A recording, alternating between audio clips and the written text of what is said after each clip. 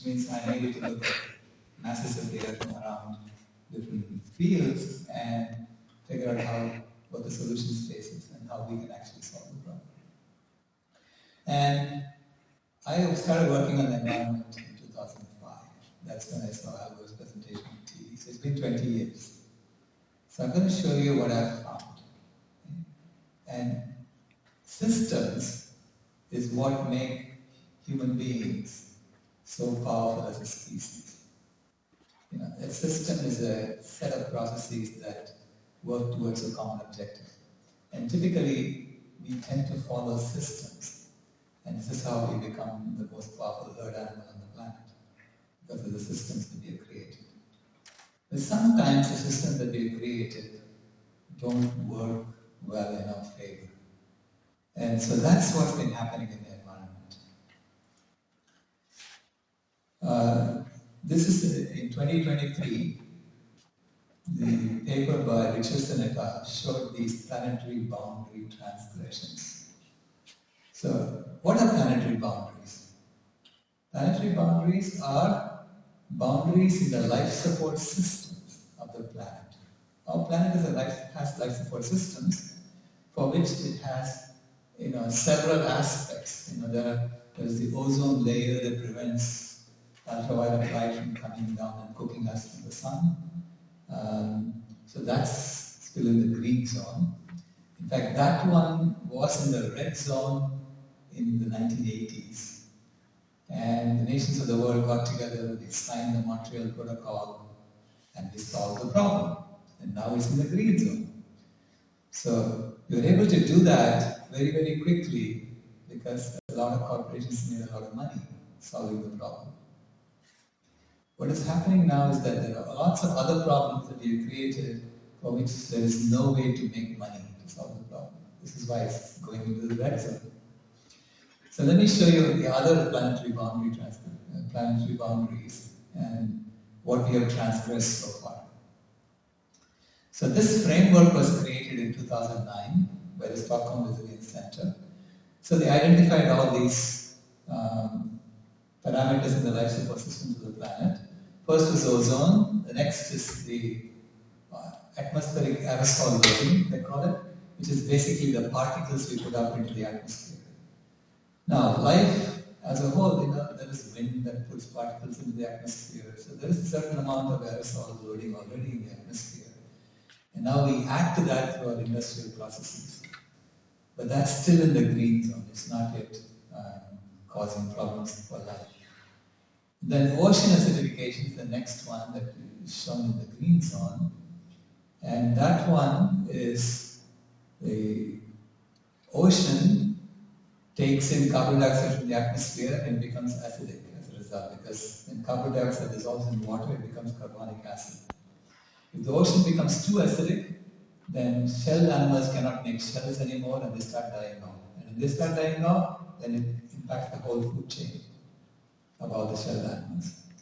And so that's why we have to maintain the acidity of the ocean within certain levels. And that, just last month, the Stockholm Resilience Center announced that it's now gone into the yellow zone. The ocean is now more acidic than it needs to be. Now the rest, there are 6 others that are known that are planetary boundary transgressions at the moment. So I'm going to begin with the least violated transgression, which is freshwater change. So freshwater change is here. Okay, it's shown in the orange and yellow zones.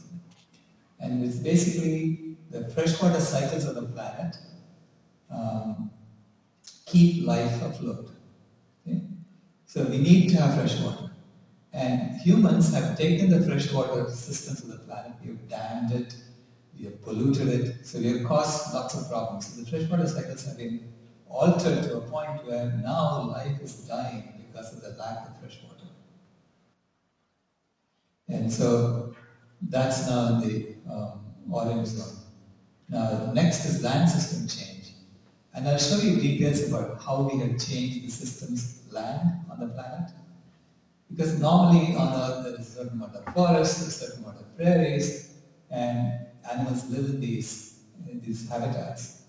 But when we take forests, cut them down and turn them into grazing lands or whatever, we are causing problems for life. And life starts dying out. So that's now in the red zone. That's actually the third worst violation.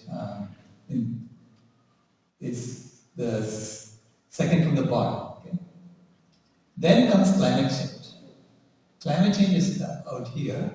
It is actually in the middle of the 7 planetary boundary transgressions.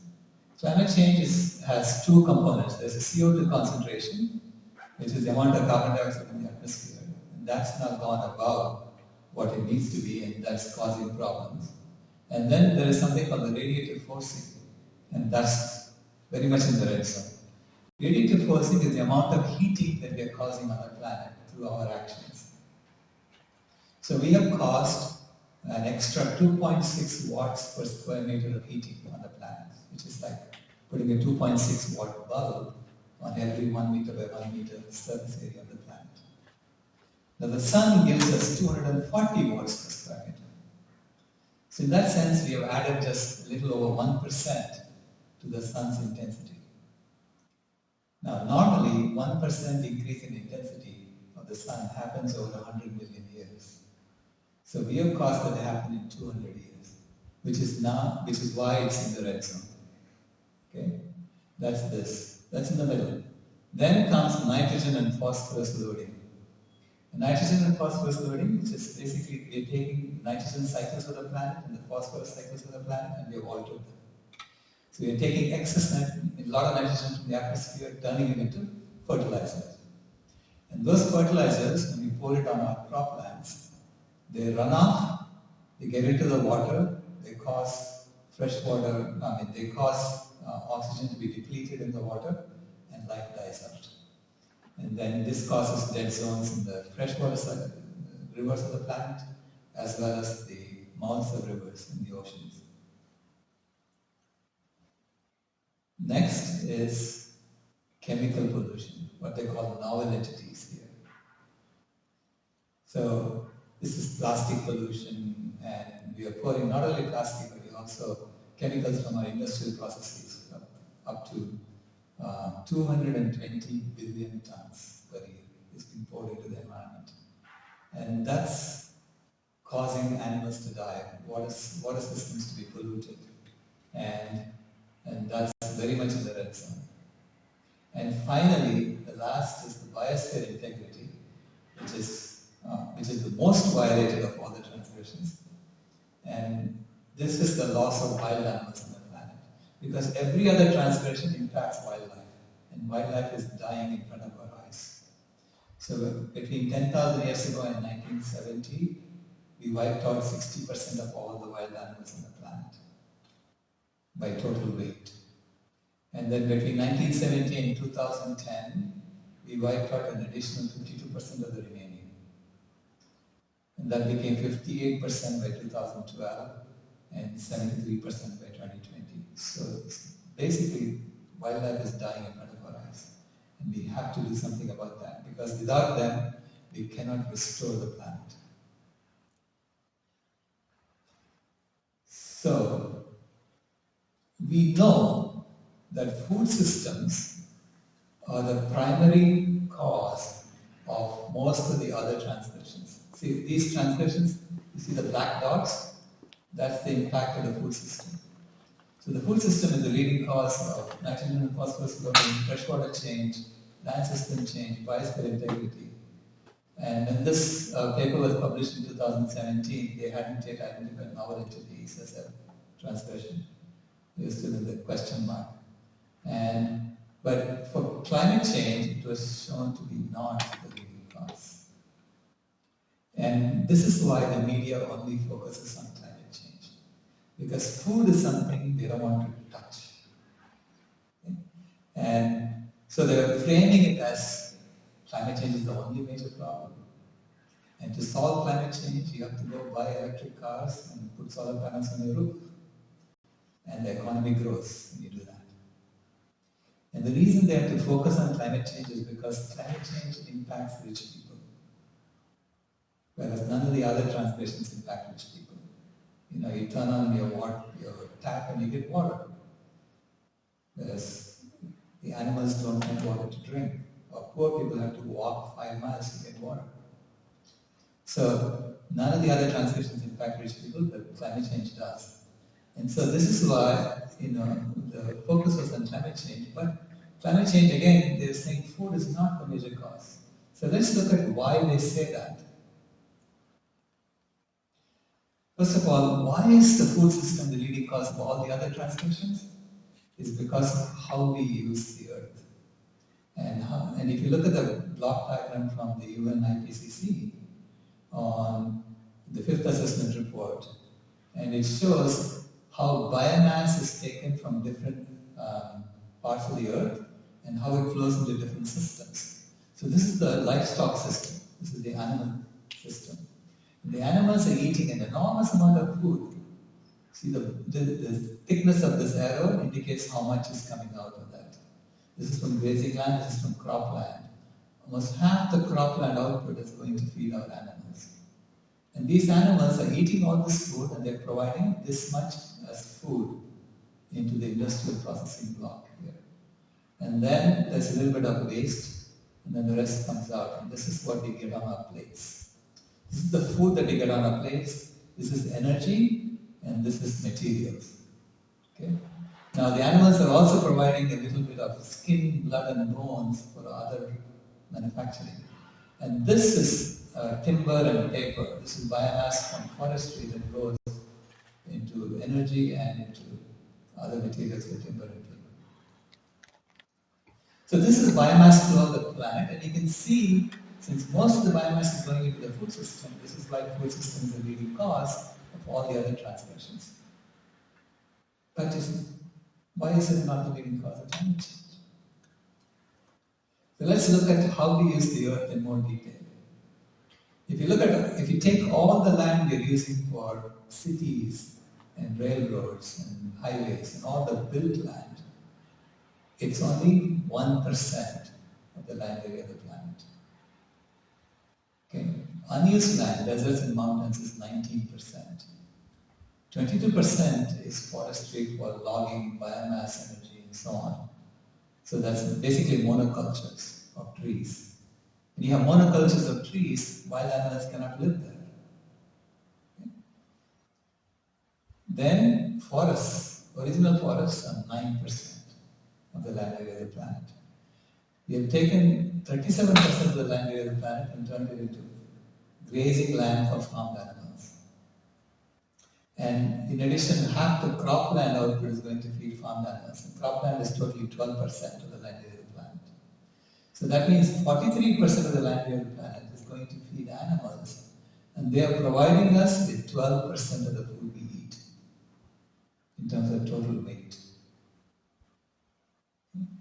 85% of the food we eat is already plants, and that's coming from this area. Okay? Less than 6% of the land area of the planet.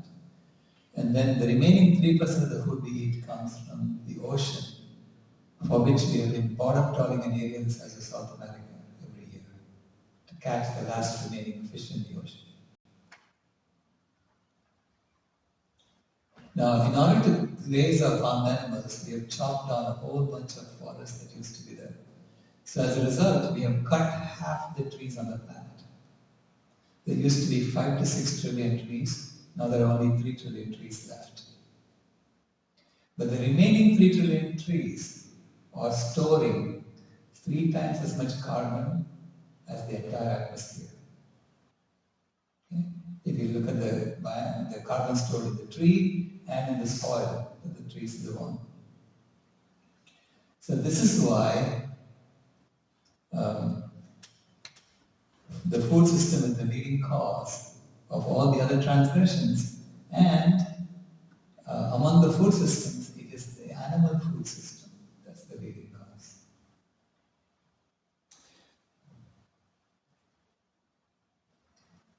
Now I will show you how we have been told that fossil fuels are the leading cause of climate change.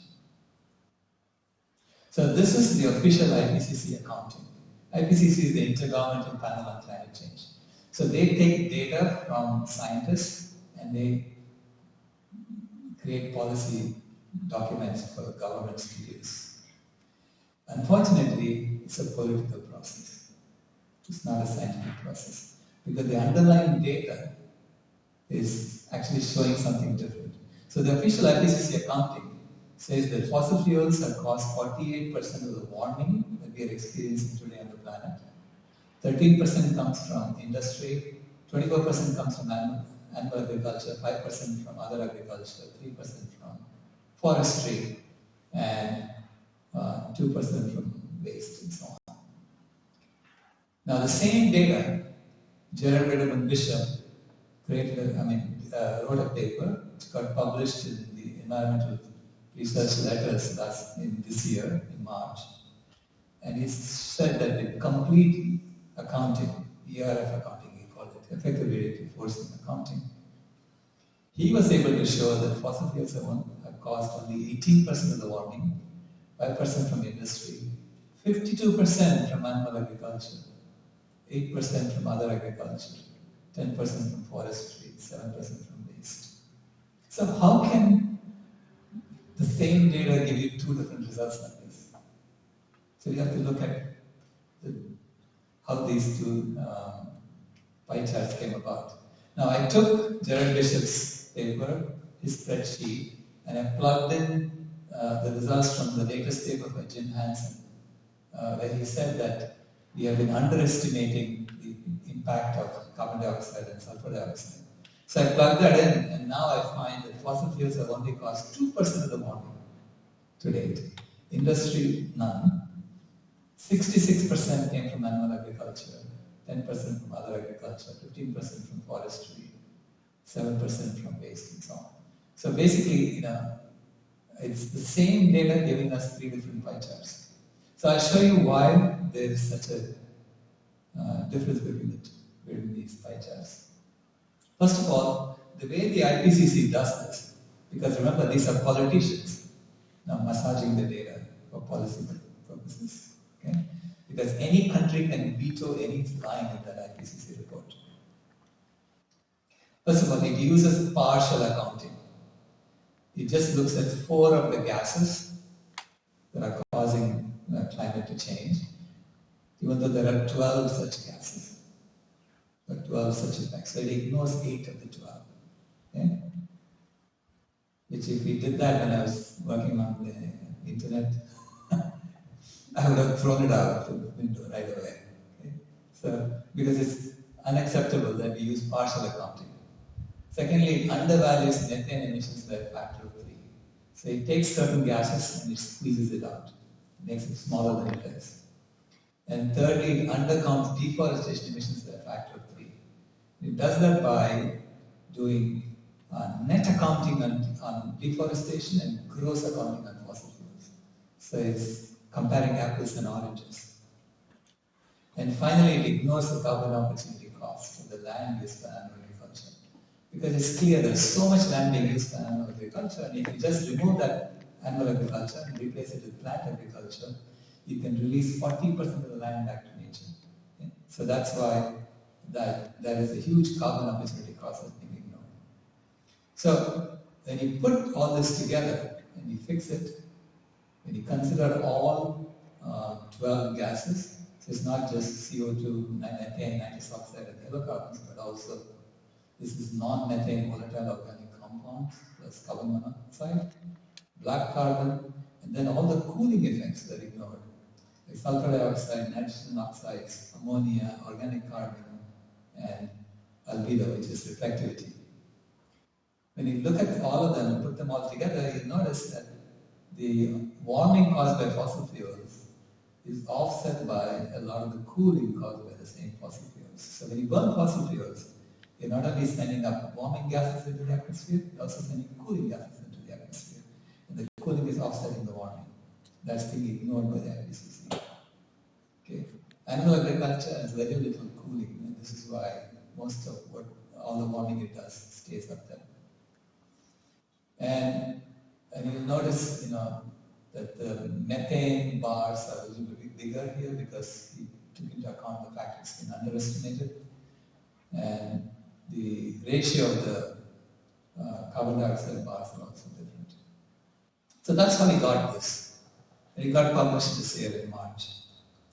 Now, when I take his spreadsheet and I include Jim Hanson's work, Jim Hanson basically said that the sulfur dioxide has been underestimated and the carbon dioxide also has been underestimated. When you plug that in, you get this.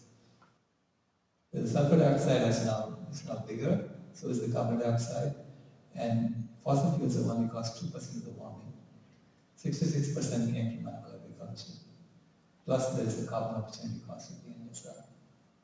So what this means is that if I wave a magic wand today and eliminate the entire fossil fuel infrastructure and replace it with solar panels and wind or renewable energy sources, within 2 to 3 weeks, the heating on the planet will double.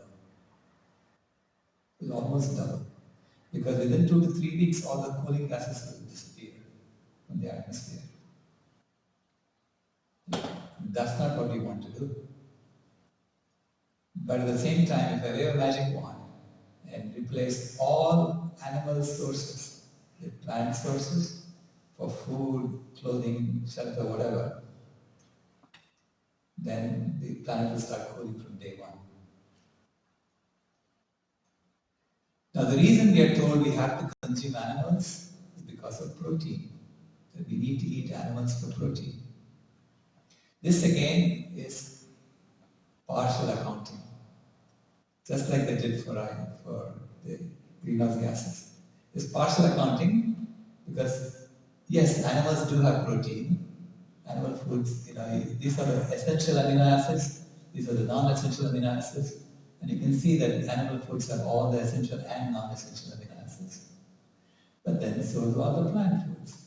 These are legumes, these are grains, nuts, vegetables, fruits, mushrooms, and you'll see that all of them have all amino acids. This is why elephants are able to eat plants and grow so big.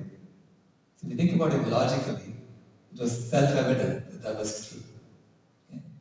But when you keep telling people protein comes from animal foods, pretty soon everyone thinks protein is only found in animal foods. That's the myth. And 90% of Americans believe that protein is only found in animal foods. Second is, of course, the calcium myth. We're told you have to drink milk to get calcium. If you think about it, milk, cow's milk, is the lactation secretions of a mammal who's 5 times our size and is designed to make a baby grow from calf to cow in 18 months, whereas we grow from baby to adult in 18 years. So it's a fluid that can make our body grow 50 times faster than it ever used to grow. So it's definitely not good food for us. Not only that, most of the world cannot even digest it. So this is lactose intolerance map of the world, and you can see that Africa, most people are 80 to 100% lactose intolerant, and India is 60 to 80%, South America is 80%, and it's only in Europe and North America that people can digest it. But even there, it's not good for you. It's not good food for you. Because think about it, no other species drinks the milk of another species beyond infancy. Okay? And yet we do that when we think it's essential. So that's a myth, we've been told. And it's a very important myth for the system because it's only when you buy milk that you pay for the cow on a daily basis. And then when the cow is finished giving milk, she can be chopped up into cheap hamburgers. So without people buying milk, there is no McDonald's, there is no Burger King. So you lose all the fast food joints.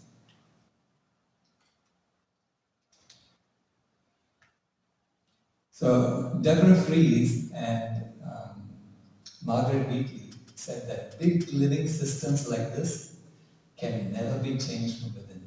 People will cling to it. They'll continue with the same system.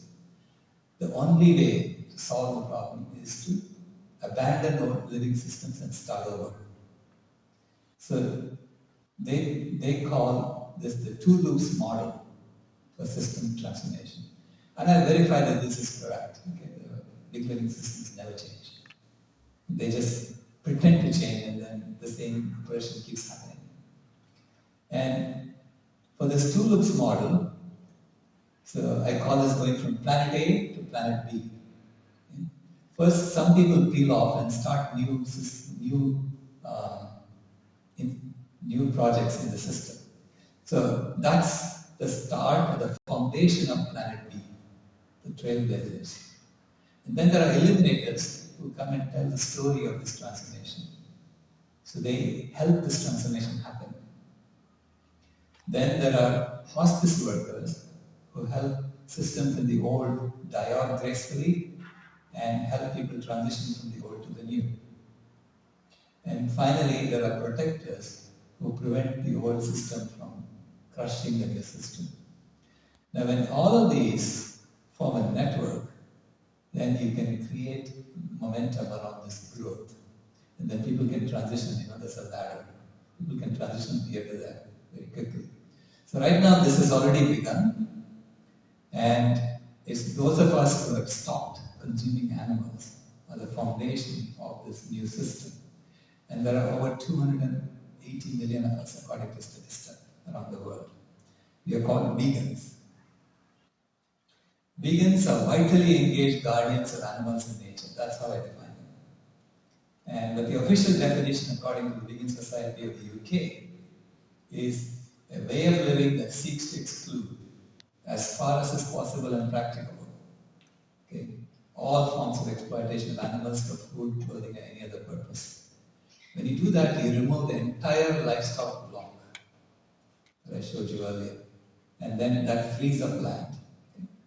People come to veganism from the environmental perspective, from health, spirituality, or ethics. Ultimately, though, when you come to the center, you get to understand all four aspects of veganism. But it's the environment that is now giving us a sense of urgency to make this happen, because I don't see any other solution that works so well. It impacts all 7 planetary boundary transgressions. It makes all of them come towards the green zone. Because when the world goes vegan and we go from 85% to 100% for plant sources, for our food and for every other aspect of human life, you can return 40% of this land back to nature. So now wild animals have this entire land to live in, and then you return the entire ocean back to nature. So that's 80% of the Earth's surface that you can return back to nature. But you have to create a system around restoration, not around extraction, because right now we have systems around extraction. And Steve Kaufman said, meaningful reforms are not possible until goals change.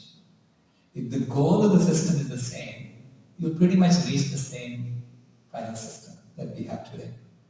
So this is why when I looked at the Sustainable Development Goals of the UN, with no poverty, zero hunger, good health and well-being, these are all good goals that we can have in the new system as well. But goal number 8, I replaced it with goal number 18. Because goal number 8 is economic growth. And all the nations who signed this Sustainable Development Goals in 2015 have been pretending to meet all the goals by just growing the economy. But if you meet these goals, like no poverty, zero hunger, good health and well-being, and so on, do you care that the economy is growing? That's a redundant goal. It should not be a goal. It should be an outcome if it happens. So some nations, the economy may need to grow, but some nations it doesn't need to grow. It needs to shrink to make this happen. So I replaced goal number 8 with goal number 18, which is zero animal exploitation. And when you do that, it makes all the other goals easy to meet. And now we can sincerely try to meet the goals. Because we are supposed to meet all these goals by 2030, and the UN they have no intention of meeting the goals at the moment. Okay? So I'm trying to put their feet to the fire and say, please, let's do this seriously. And we have to do this as if our house is on fire. When a house is on fire, we change our routines. We don't continue doing the same thing over and over. This was my house that caught fire, and when that happened, I was no longer interested in making my coffee. I was only interested in getting my children out of there and save their lives. And we are in the same situation on the planet because when the planetary boundary framework was introduced in 2009, they identified 3 transgressions. It became 4 transgressions in 2015, 6 transgressions in 2023, and 7 in 2025. It's now a 7-alarm fire on the planet. And you can see it happen in real time, how fast it's going.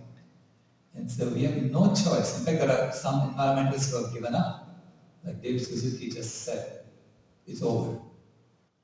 And I'm saying, no, it's not over, because this is a nonlinear system and we can make a difference as human beings and with our behavior.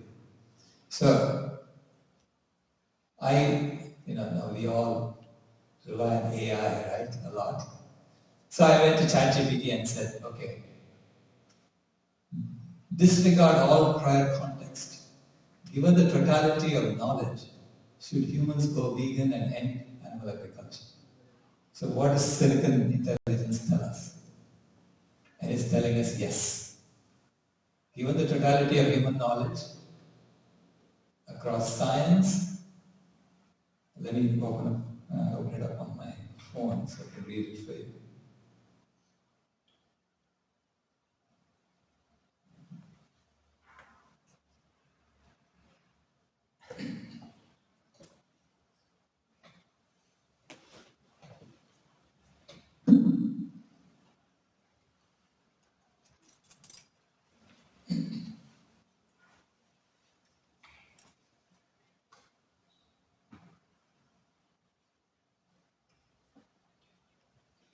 Given the totality of human knowledge across science, history, ecology, ethics, nutrition and systems thinking, humans should go vegan and end animal agriculture. This conclusion is supported by the following realities. Sentience and ethics. Animals are sentient beings with the capacity to suffer. Causing harm or death to sentient individuals without necessity is ethically indefensible. Scientific understanding. Modern nutrition science confirms that a well-planned vegan diet can fully meet human needs at all life stages. Therefore, using animals for food is not a biological necessity. Ecological impact. Animal agriculture is the primary driver of deforestation, greenhouse gas emissions, freshwater depletion, soil degradation, ocean dead zones, and species extinction. Ending it would free up vast resources for rewilding, reforestation, and climate stabilization. Historical perspective. Many human practices once considered normal, such as slavery, child labor, suppression of women, were later recognized as unjust and dismantled. Animal agriculture fits this pattern of institutionalized harm. Systems view. The continuation of animal agriculture locks humanity into a degenerative system of violence, exploitation, and ecological overshoot. Transitioning to plant-based systems is a prerequisite for building a regenerative, equitable, and sustainable civilization. In summary, with full awareness of the consequences and the alternatives, maintaining animal agriculture is no longer a question of tradition or preference. It is a choice to ignore the weight of evidence and the demands of conscience. Going vegan and ending animal agriculture is the rational, ethical, and necessary path forward. That's what ChatGPT said. I was actually shocked at how direct it was, and it had no hesitation whatsoever. Because the science is overwhelming. The evidence is overwhelming. And I consider this to be a marathon journey, a hero's marathon journey for humanity. Our ancestors started this project 50,000 years ago, and they migrated out of Africa and into every part of the world. And during the current warm period, we started about 12,000 years ago. They started agriculture and they heated up the planet. And they maintained the temperature on the planet for the last 12,000 years, around 10,000 years. And over the last 200 years, we've cranked it up by another 1.5 degrees Celsius. And in the process, we have created all the tools and the technologies we need to become the true caretaker species of the planet. Because as soon as we admitted that we are changing the life support systems of the planet, we are responsible for the life support systems of the planet.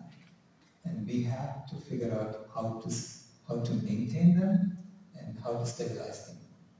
So that's our job. And to do that, we have to make a U-turn. We've already gone 26.197 out of 26.2 miles of the marathon. We have only 14 feet to get to that finish line. But to get there, you have to make a U-turn. To stop treating animals as their objects and each other as their objects. We are not. We're individuals and they too are individuals. But if you go straight, there's a fast food outlet and there's a clown standing outside saying, come, come, come. And if you go in there, he's going to kill you and your children and your grandchildren. What is your choice? Thank you very much.